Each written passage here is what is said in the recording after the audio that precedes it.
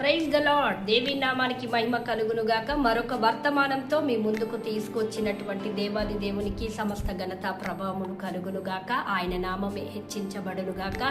మరి మీ ముందుకు ఒక మాటను తీసుకొని మీకు తెలియజేయాలని నేను ఆశపడుతూ ఉన్నాను. పరిశుద్ధ లేఖన గ్రంథంలో నుండి కీర్తన గ్రంథం 92వ అధ్యాయం 12వ వచనం సెలవిస్తూ ఉంది, నీతిమంతులు ఖర్జూరపు మొవ్వ వలె మొవ్వ వేయుదురు అని. మరి నీతిమంతులను ఖర్జూరపు చెట్టుతో పోల్చాడు. ఖర్జూరపు చెట్టు చాలా విశాలమైనది, చాలా శ్రేయస్కరమైనది. మరి నీతిమంతులను ఎందుకు పోల్చాడు? నీతిమంతులు ఎవరు అనంటే ఆయన రక్తంలో కడగబడిన వారు నీతిమంతులు. మొదటగా విశ్వాసము చేత మరి బ్రతుకుతున్న వారిని కూడా నీతిమంతులని దేవుని లేఖనాలు సెలవిస్తూ ఉన్నాయి దేవుని బిడ్డలారా. అయితే ఖర్జూరపు చెట్టుకున్నటువంటి విశిష్టత లక్షణము ఏంటిది అనంటే అది చాలా 90 అడుగులకు పైగా మరి ఎత్తుగా ఎదుగుతుంది దేవుని బిడ్డలారా. అది ఎంత ఎత్తుకు ఎదుగుతుందో, తుఫాన్ వచ్చినా, సుడిగాలి వచ్చినా, పెద్ద పెద్ద గాలులు వీచినప్పుడు ఆ చెట్టు ఎంతగా ఎదిగిందో దాని కొమ్మలు విరిగిపోకుండా, దాని కొమ్మలు అటు ఇటు వెళ్లకుండా మరి ఏమవుతాయి అనంటే అది కిందికి భూమికి ఆనుకునేంతగా కొమ్మలు వంగిపోయి మరి విరవబడవు కానీ మళ్ళీ తిరిగి పైకి లేస్తూ ఉంటాయంట. హల్లెలూయా.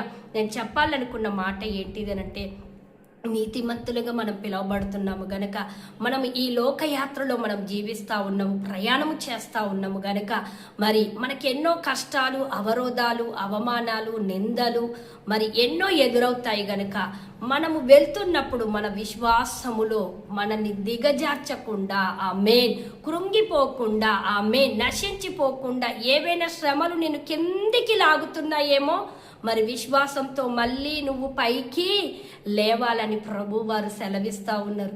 సో ఈ వాక్యం వింటున్న దేవుని సహోదరి సహోదరుడా, ఏ విషయాలు నిన్ను క్రిందికి లాగుతున్నాయో ఖర్జూరపు మొవ్వ వలె నువ్వు మొవ్వ వేయబోతున్నావు. గర్భఫల విషయం కావచ్చు, ఉద్యోగ విషయం కావచ్చు, మ్యారేజ్ సెటిల్మెంట్ విషయం కావచ్చు, మరి హౌస్ కన్స్ట్రక్షన్ విషయం కావచ్చు, ఏ విషయాలలో నువ్వు కృంగిపోయి నేను నలగొట్టి నశింప చేసేటట్టు పరిస్థితులు వస్తున్నాయేమో విశ్వాసముతో పురికొల్పుకో దేవుని మాటను.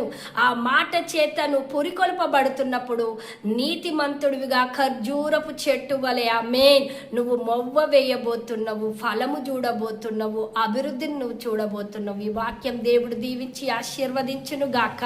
ఆమేన్.